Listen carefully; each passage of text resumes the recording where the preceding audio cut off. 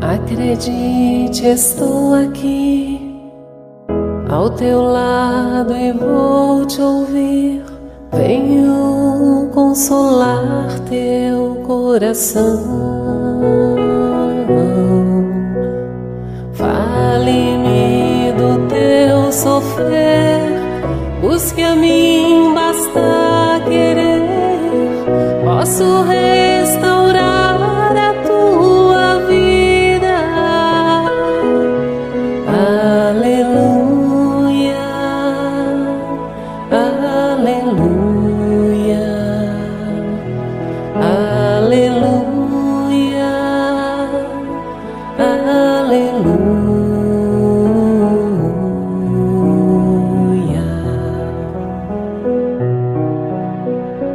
Homens fracos, creio em mim, toda dor há de ter fim.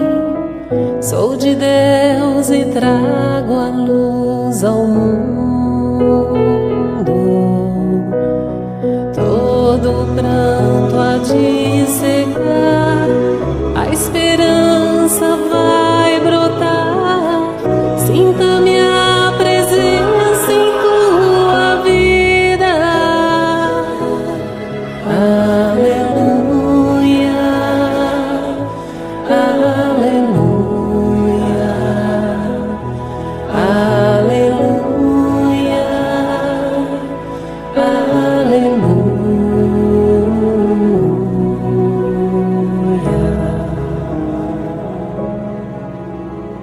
Sou o Cristo Consolador, mensageiro do amor. Junto a mim encontrarás abrigo. Nas tormentas e na dor, não desistas, lá estou. Trago a esperança, sou amor. Aleluia, aleluia, aleluia, aleluia.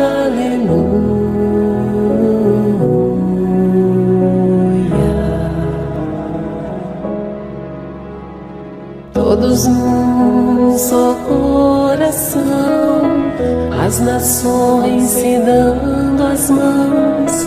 Somos todos filhos do Senhor. Sai o ódio, entra o amor, vai a guerra, nasce a flor.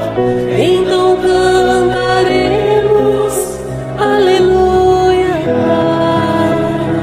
aleluia, aleluia, aleluia, aleluia.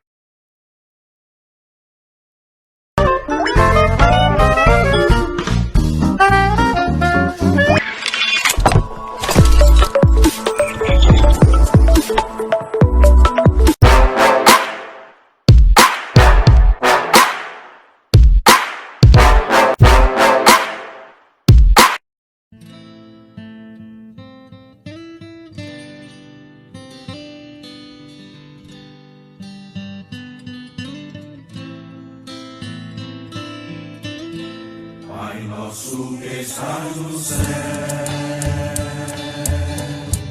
ouve nossas orações.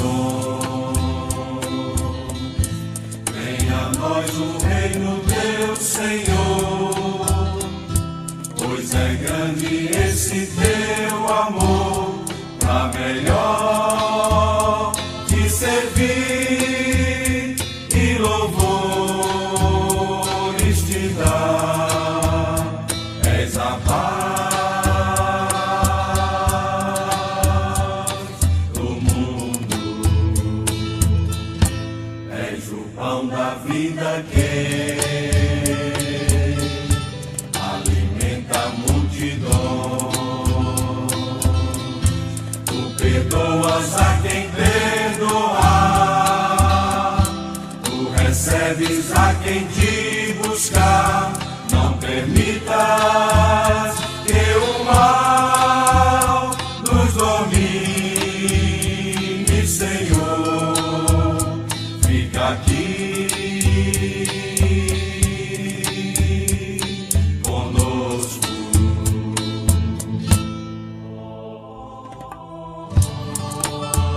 Pai nosso que estás no céu, ouve nossas orações.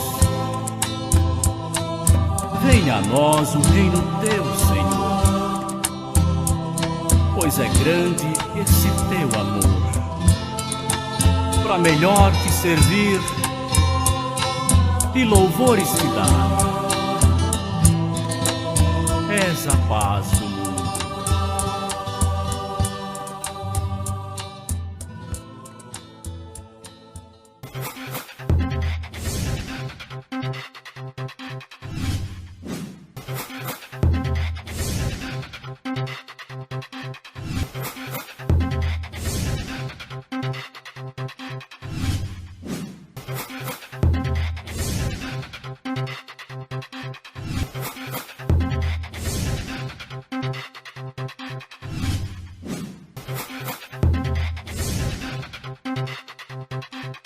Olá, estamos aqui mais uma vez com o nosso programa Conversando sobre a Doutrina Espírita. Eu, Lucielma Bernardino e Tovar Alexandre, diretamente aqui do Herme, para dialogar com vocês. De antemão, nós gostaríamos de agradecer a presença e a paciência de todos nessa troca, nesse momento de diálogo. Lembrar que o Herme é uma instituição sem fins lucrativos, mantida por voluntários, com o trabalho de voluntários, com o auxílio também de pacientes e pessoas da comunidade que contribuem com a nossa obra.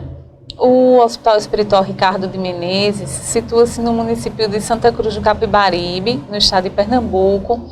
Nós desenvolvemos também um trabalho junto ao Grupo Espírita Centelha Divina, na cidade de Arco Verde, lá atendendo quinzenalmente aos domingos e aqui em Santa Cruz do Capibaribe semanalmente aos sábados a partir das 10h20 da manhã. Então você que já é paciente aqui do Herme sabe que é sempre muito bem-vindo e bem acolhido. Aqueles que ainda não conhecem a nossa casa, mas necessitam de um auxílio, de uma orientação espiritual, podem nos procurar. É sempre uma satisfação receber novos pacientes. Nós vamos iniciar com o estudo do capítulo 7 do Livro dos Espíritos, porém, antes de tratarmos das questões de hoje, eu convido a Tovar para que possa fazer o exórdio. Olá a todos. Eu farei a leitura do capítulo 7º, Bem-aventurados os pobres de espírito, item 7. Disse então Jesus estas palavras: Graças te rendo, meu Pai, Senhor do céu e da terra, por haveres ocultado essas coisas dos doutos e dos prudentes, e por terem revelado aos simples e aos pequeninos. São Mateus, capítulo 11, versículo 25. Esse item se refere aos mistérios ocultos, aos doutos e aos prudentes. Pode parecer singular que Jesus renda graças a Deus por haver revelado estas coisas aos simples e aos pequeninos, porque são pobres de espíritos, e por as ter ocultado aos doutos e aos prudentes, mais aptos na aparência para compreendê-las. É que cumpre que entenda-se que primeiro são os humildes, que são os que se humilham diante de Deus, que não se consideram superiores a toda a gente. Os segundos são os orgulhosos, envaidecidos do seu saber mudando, os quais julgam prudentes porque negam e tratam a Deus de igual para igual, quando não se recusam a admiti-lo. Porquanto, na antiguidade, douto era sinônimo de sábio. Por isso é que Deus deixa que ele deixe a pesquisa dos segredos da terra e revela o céu aos simples e aos humildes, que diante dele se prostram. Nós observamos que essas palavras que o Espírito de Verdade nos traz através das intuições de Kardec é que os mistérios aos quais se referem, essas questões que as pessoas mais simples têm na sabedoria popular, aqueles ditados que ficaram conhecidos por fazerem muito sentido, aquelas pessoas que vão passando esse conhecimento de forma empírica a seus filhos, a seus netos. Nós podemos ver isso nas coisas mais simples, quando pegamos alguém que está com um ferimento grave, aquele ferimento muitas vezes necessitando de cuidados especiais, necessitando de medicamentos e antibióticos caríssimos, e aí uma vozinha faz lá um chazinho de aroeira com uma casca de pau vermelha que ela aprendeu com a bisavó dela, e aquilo tem um efeito antibiótico absurdo, igual aos antibióticos mais caros muitas vezes. Então essas questões que foram reveladas àqueles que são mais humildes, faz com que aqueles que são doutos possam ficar pensativos.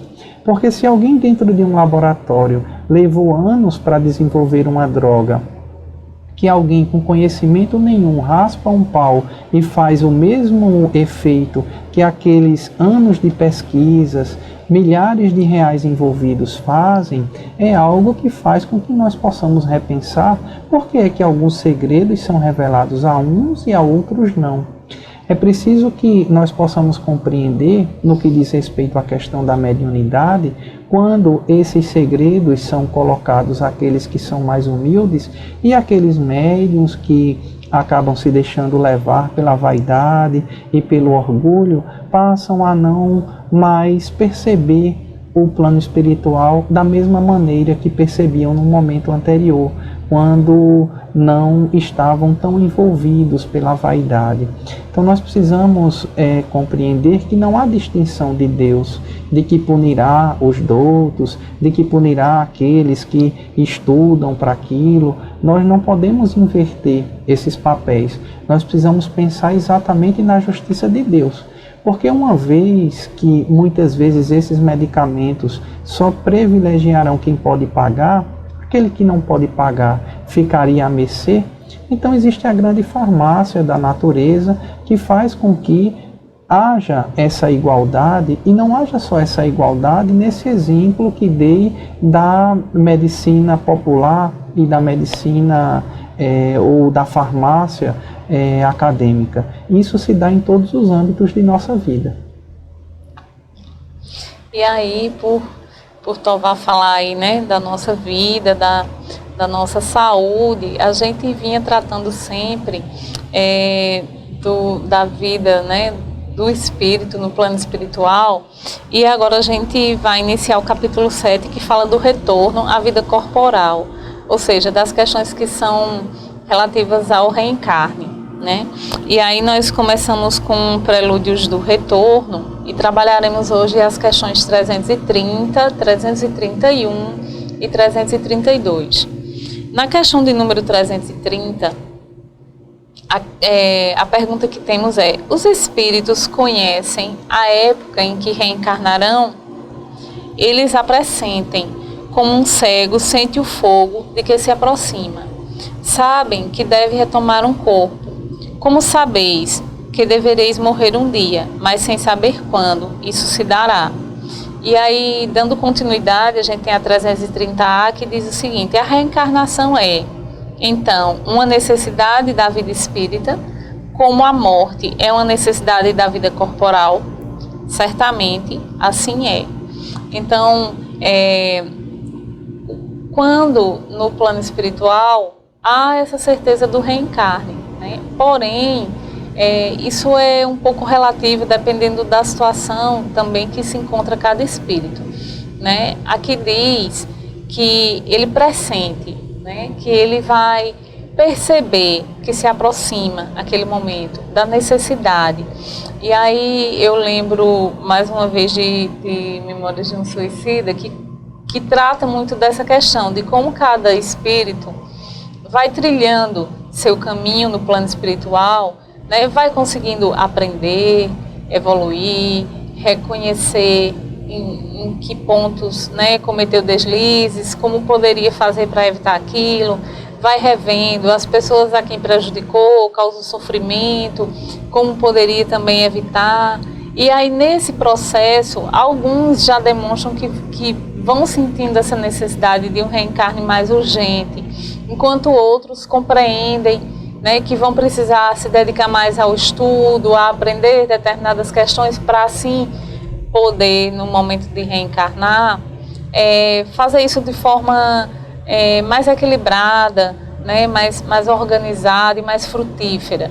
Porém, essa certeza do reencarne, ela existe, né, porque esse processo, né, que vai se dar, de quando estamos aqui, nós temos a certeza de que a morte acontecerá, de que o desencarne acontecerá, como também, quando desencarnados, nós temos a compreensão e a certeza de que há necessidade ainda do reencarne, devido às necessidades que nós apresentamos enquanto espíritos mesmos, né? De reconhecer as nossas limitações, a nossa necessidade de busca por uma evolução, por um crescimento, por um desenvolvimento. Então, isso, por si só, já nos traz essa certeza de que é necessário que nós estejamos em outros momentos encarnados para que nós possamos dar conta de questões que ainda não desenvolvemos ou não conseguimos. Sim, é exatamente isso, não é? O que nos diferencia, diz Dr. Ricardo, de maneira principal dos nossos irmãos menores, dos animais, é essa certeza que nós temos que um dia desencarnaremos. Os nossos irmãos menores, os animais, eles vivem como se não fossem morrer nunca, não é? Eles não têm essa percepção da morte.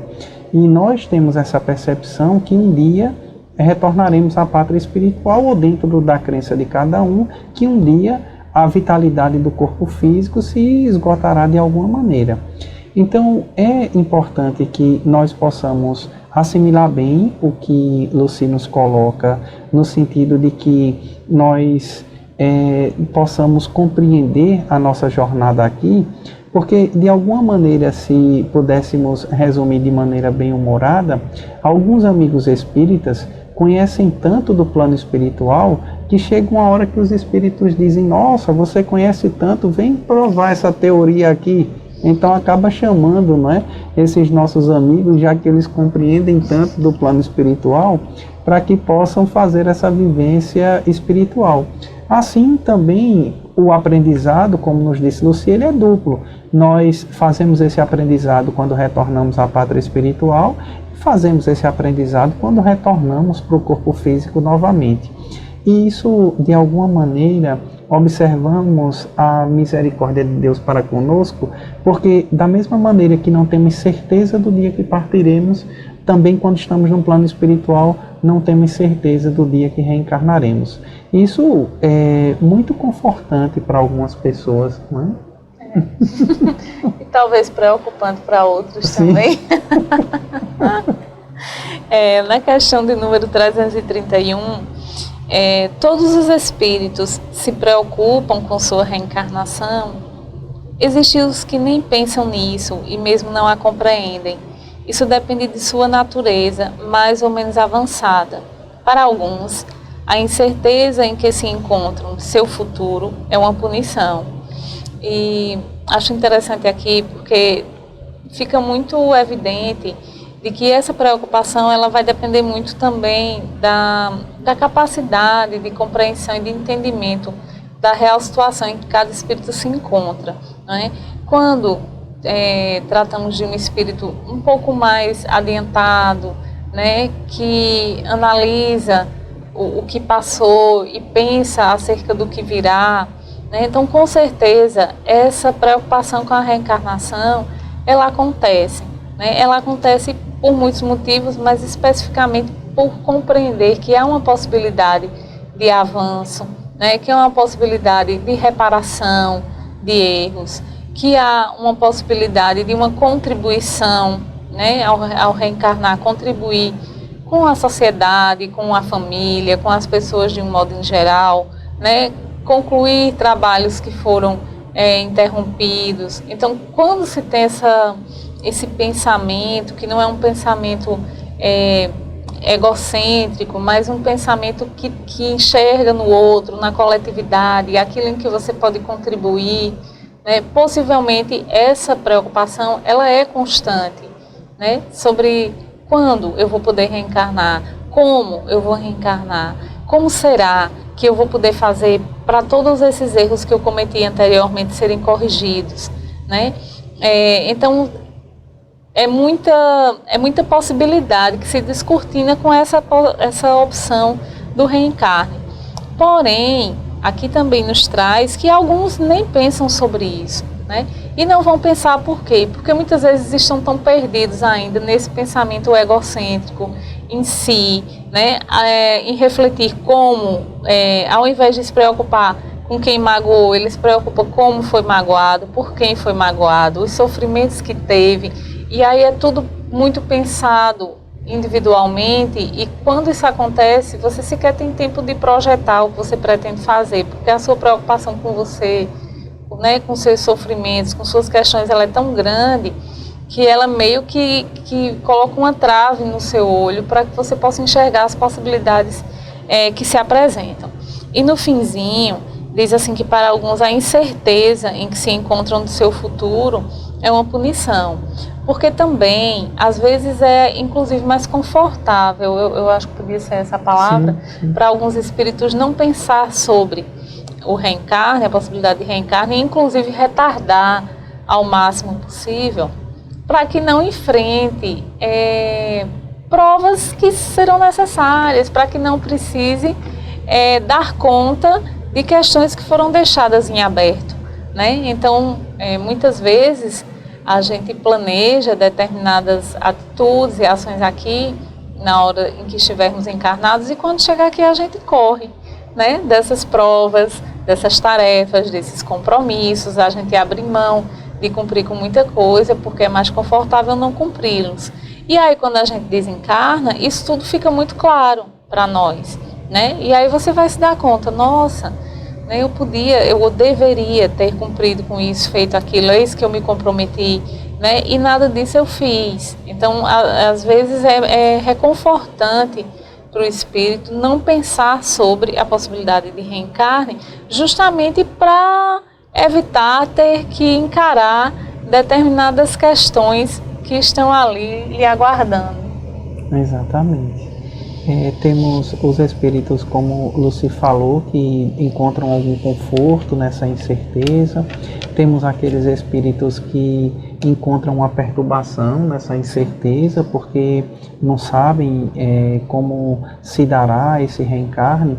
E é preciso que nós façamos uma reflexão sobre algumas questões que nós vimos um pouco antes de chegarmos nessas questões.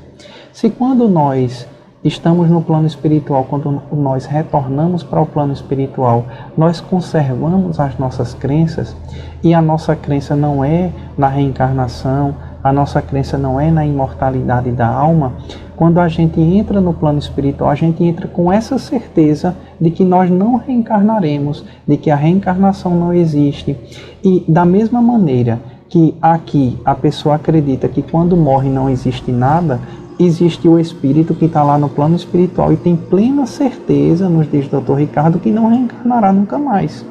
Então, nós temos as mais diversas tipos de personalidades e de psicosferas dentro de espaços no plano espiritual. Então, é importante que nós possamos reavaliar essas nossas crenças, que nós possamos investigar, procurar saber quem é Deus, como é que funciona a justiça de Deus, qual é o mecanismo de funcionamento do universo. Porque se nós pararmos para pensar e remontarmos a história, nós veremos que os espíritos reencarnaram conosco todos para fazer com que nós enxergássemos etapas em nossas vidas. Nós tivemos espíritos que reencarnaram para que pudéssemos ter uma consciência na vida depois da morte. Nós tivemos espíritos que reencarnaram para mostrar que os espíritos se comunicam depois de mortos, independente da crença. Então nós tivemos aqueles outros espíritos que vão fazendo aqueles ajustes finos, como por exemplo o Zé Arigó e o Peixotinho aqui em Pernambuco, esses espíritos que utilizavam como uma espécie de choque a medicina dos espíritos para que conseguíssemos ter um Estado laico, não é? Graças ao que eles fizeram, a Constituição de 88 pôde fazer com que diversos tipos de crenças pudessem ser respeitadas. Então nós temos esses espíritos que vêm fazer essas modificações e vêm com essas missões para que nós possamos abrir os nossos olhos. Então é importante que nós nos conscientizemos disso para que não fiquemos dando trabalho no plano espiritual, não é? Para que nós não achemos que não vamos encarnar nunca, ou para que tenham que outros espíritos traçar o nosso planejamento reencarnatório, porque a gente está dormindo o tempo todo, achando que a gente não precisa acordar nunca, porque haverá um juízo final. Então é importante que nós possamos nos conscientizar e principalmente aprender a desaprender. Nos passaram conceitos, mas nós precisamos passar esses conceitos no crivo da razão. Isso faz sentido? Se for dessa maneira, Deus é justo? Então é importante que façamos essas reflexões. Isso. E aí, para a gente finalizar com as questões de hoje, nós temos a 332 que nos traz: pode o espírito aproximar ou retardar o momento de sua encarnação? Pode-se apressá-lo, solicitando por seus votos. Pode também retardá-lo, se recua diante das provas, pois entre os espíritos existem também covardes e indiferentes. Todavia, não o fazem impunemente, pois sofrem como aquele que recua diante de um remédio salutar que o pode curar. E aí, inicia falando que pode-se apressá-lo, né, solicitando. Então, muitas vezes, o espírito, ao desencarnar, toma logo consciência das necessidades que tem, das urgências, enfim. E pode pedir, né, aos mentores, né, aos governadores, né, dessas regiões, para que possa permitir que esse reencarne se dê antes, né, para que determinadas provas ou determinados encontros possam acontecer para reparar certos erros, enfim, isso é possível. Como também alguns vão retardar, né? E esse retardo, ele pode acontecer por diversas situações, algumas das quais Tovar falou anteriormente, né? Não necessariamente de retardo, mas de recuo mesmo. E lembrando que quando há esse recuo, né, ou esse retardo nesse processo de reencarne, quando já está previsto, quando está organizado, né, isso significa que o espírito está abrindo mão, né, de uma possibilidade importante para avançar. Porém, muitas vezes pode acontecer porque ele próprio se assusta com aquilo que terá que enfrentar, né? Mas a gente lembra, né, que tudo o que a gente é uma caminhada, né, e que o passo seguinte, o passo adiante, ele traz muito do que o passo anterior, né, de como esse passo anterior foi dado. Então, cada reencarne, ele vai nos trazer, né, vamos dizer assim, as glórias ou os sofrimentos decorrentes daquilo que fizemos outrora. Então, é por isso que a gente precisa cuidar já, né, se reconciliar com os nossos inimigos enquanto estamos a caminho. Porque quanto mais a gente retarda essas reconciliações, mais na próxima encarnação a gente vai ter coisas a reparar. Então, muitas vezes, esse recurso se dá, sim, por medo, né, por uma insegurança ou mesmo uma fraqueza, né, do medo de enfrentar aquilo que eu preciso enfrentar. Então, por isso que eu costumo dizer que é mais inteligente a gente corrigir o quanto antes as questões que a gente tem para corrigir, para que a gente não fique deixando para encarnações futuras, né, e precise ou sinta num dado momento a necessidade de recuar ou de retardar um momento de reencarne. Sim, com essas colocações que você faz, a gente vê o quanto é integrado o plano espiritual e onde nós estamos no plano material. Se confunde, e da mesma maneira que a gente lesiona emocionalmente pessoas no plano físico, quando nós estamos no plano espiritual, nós também lesionamos essas pessoas. Sejam aqueles espíritos que se aproximam de médiuns desavisados e mistificam, e aquele médium acha que é um bom médium, que está fazendo curas e coisas fantásticas, quando todo mundo está vendo que ele está trocando os pés pelas mãos. Seja quando alguém recua diante da prova, como você colocou, podemos julgar que um recém-nascido recua diante da prova. Não. Ali é um espírito que foi colocado, unido àquele corpo físico, foi traçado um planejamento reencarnatório e ele decide recuar diante da prova, sem levar em consideração aquela mãe que estava servindo de grande jarro de vinho para ele ou para ela. Essa mãe como fica?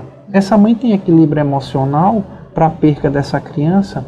Ela já está em idade avançada, pedir a Deus o tempo inteiro que pudesse engravidar, talvez seja a última oportunidade dela gerar uma criança, e aí esse espírito recua diante dessa prova. Como fica emocionalmente essa mulher?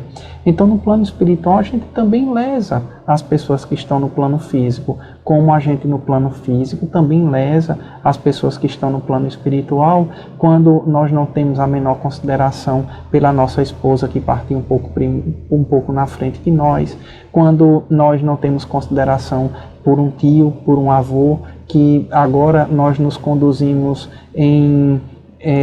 na contramão daquilo que nos foi orientado. Então, nós tanto lesionamos como somos lesionados. E observando, como o Luci nos fala, a nossa obrigação é de observarmos isso nos dois planos, de levarmos isso em consideração, de assimilarmos essa coisa com mais inteligência, não é?